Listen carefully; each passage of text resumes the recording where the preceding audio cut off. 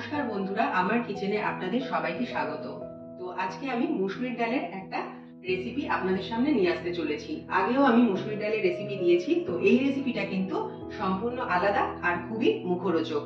তাহলে দেখতে থাকুন আজকের এই রেসিপি। আর আমার রেসিপি যদি ভালো লাগে একটা লাইক করতে ভুলবেন না, আর আমাকে একটা সাবস্ক্রাইব করতেও ভুলবেন না। তাহলে দেখতে থাকুন আজকের এই রেসিপি।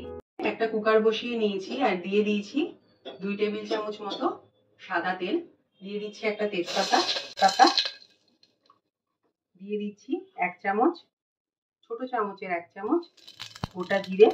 এবার একটু ফোড়নটা আনিয়ে নেব।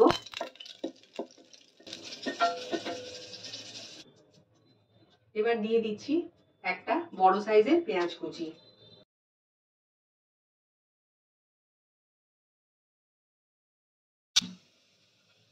আদা রসুন এবার দিয়ে দিচ্ছি আমি পেঁয়াজটা কিছুক্ষণ ভাজার পর। 1 টিস্পুন আদা আর 1 টিস্পুন রসুন আমি দিয়ে দিলাম।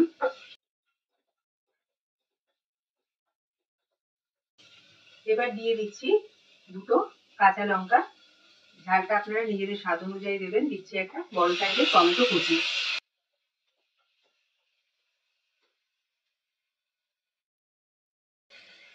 দিয়ে দিচ্ছি 1 চামচ নুন। ভালো করে মিক্স করে দেব। পেঁয়াজ কুচি, আদা কুচি, টমেটো কুচি, রসুন কুচি ভালো করে সব মিশিয়ে দিলাম।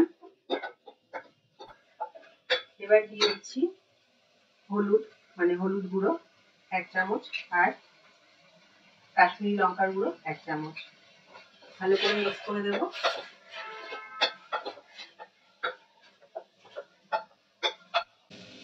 এবার আমি 3 কাপ মতো ঈষদ উষ্ণ গরম জল দিয়ে দিচ্ছি। এবার আমি ডালটা সঙ্গে সঙ্গেই দিয়ে দিচ্ছি। জল দেওয়ার সঙ্গে সঙ্গে, জলটা আগে দিলাম কেন, মশলাটা যদি পুড়ে যায় ওই জন্য জলটা আগে দিয়ে নিলাম। একই ব্যাপার, ডালটা দিয়েও আপনারা জলটা দিতে পারেন। এবার ভালো করে নেড়ে দিচ্ছি। এবারে কুকারের ঢাকনাটা আটকে দেব। আর আমি এখন 3টে সিটির জন্য ওয়েট করব।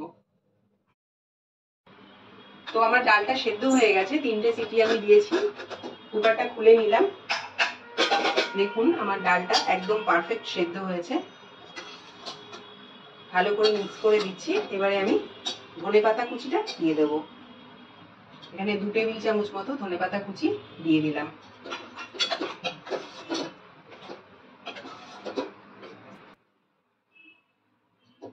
একটু সামান্য গরম জল আমি দিয়ে দিচ্ছি, 1/2 কাপ মতো।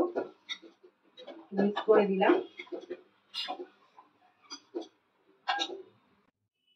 একটা ছোট্ট কড়া বসিয়ে নিয়েছি আর দিয়ে দিচ্ছি 2 চামচ ঘি।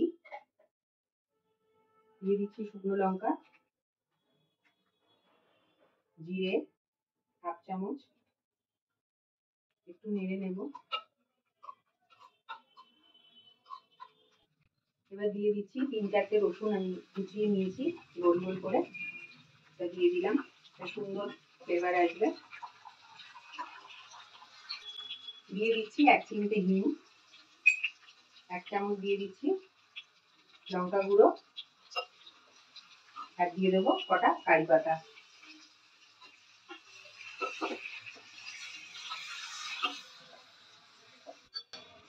এবার আমি তড়কাটা দিয়ে দিচ্ছি।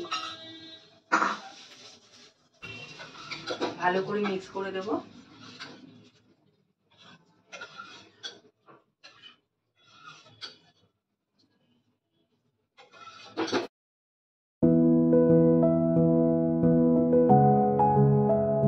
তো বন্ধুরা, তৈরি হয়ে গেছে আমার আজকের এই রেসিপি।